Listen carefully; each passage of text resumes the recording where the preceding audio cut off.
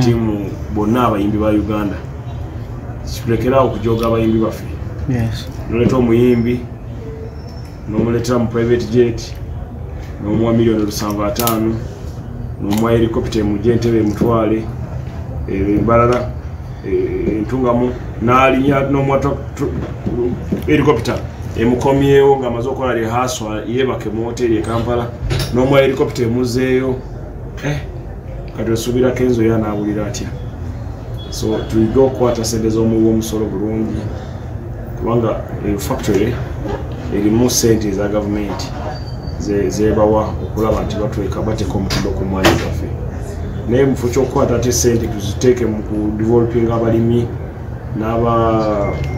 n'abalimi emmwanyi nga tubagulira ensigo ez'omulembe nga tubawayo fertilizer n'obusa sente twalali tuziteekamu okwongera ku bungi bw'emmwanyi ze tulima factory esobola okufuna kyenakozesa naye twazikuste zonna netuziwa Diamond Platinum so si kirungi kansubire nyini factory ajja kutuka ekiseera yeetonde olw'ekyo kintu kyeyakoze sente bazimuwazize wadde okuzikozesa nga bw'ayagala naye tulekeraawo okudiibuuda okwonoona sente y'omuwi w'omusolo kibi Diamond Platinum kyamaanyi kikyeyongedde awo singa yaze nga tulaunchinga product yaffe nti ebintu byaffe biwedde nti aze bamwadde obwambasada twanadde alina kyayongerako naye talina kyayongerako okujjako okunyiiza Bebe Cool ne Kenzo kansubire nti ne Bebe Cool munamwayo $15,000 ne Kenzo afune $15,000 omuyimba owebweradde yeetagisa to promote this abaffe badde tebakimala ne wabeera na Mariam Tindatine yabadde amala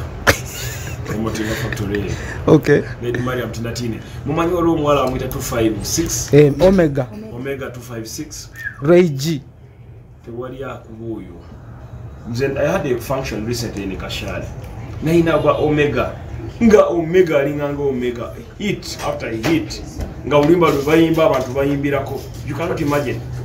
We should support our local talent. Let's support our local industry. Zena semba yokuleta ba Racy ba JD nga tulina Eagles neteba sabu nabayita ku bus bajira ku bus ne tuyite Mombasa ne tujja wano disole bayita Nairobi Kisumu ne bajja ne tubakolera muri wano ne twala emunyonyo ne bebaka ate bakolanga bulungi ne tufuna n'abantu. What is special about Honorable Diamond?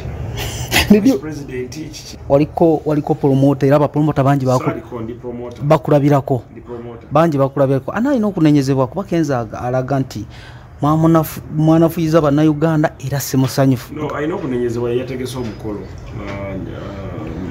Mr. Tugume kubanga kisoka okuleta tulina Uganda Airline nungi lwaki yoli yampangisiza private jet tulina amakubo gaffe malungi kuba erigenda embalo yali erimu ku makubo agasinga obulungi mu nsi yonna. So it was really wrong kubanga Kenzo ne ba Diamond badde batwala mu global bus for ne batwala. Yes, what's wrong with that? Bagendede mu global ne banyumyanga East Africa pamoja. East Africa we are one.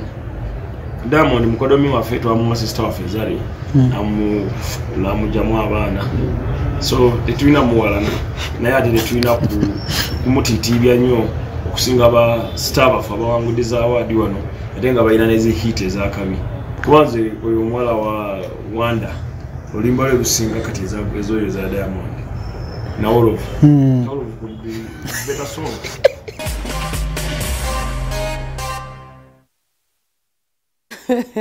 Kirabika omukulu anyumirwa nnyo ennyimba za muto waffe na Olovu negoma hiti Joe Gundi je yakuba Nando Love. So anyways ebibadde bigambo bya Honorable yes musanyufu nnyo sinabagambye eggulo omusajja agenda ati mu Uganda nagamba who is rage muba mwamugambye data ogeza bano be bayimbi baffe. So anyways try to connect them ebigambo by'omukulu sijja biddamu webito webitambudde.